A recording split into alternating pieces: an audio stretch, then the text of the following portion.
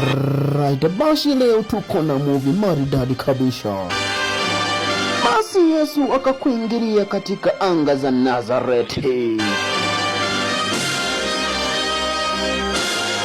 Yesu akachukuliwa na shetani ama ibilisi mpaka katika kilele cha mlima ili akajaribiwe. Makosha.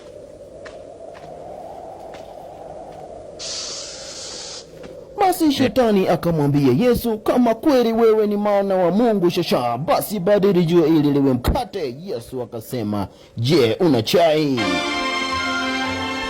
Basi ndipo Yesu akapandishwa juu katika kilele cha mlima. Ndipo shetani akamwambia, kama kweli wewe ni mwana wa Mungu, jitupe kuanzia hapa mpaka chini. Unataka kujua nini kilitokea? Basi watch out part 2. Makosha.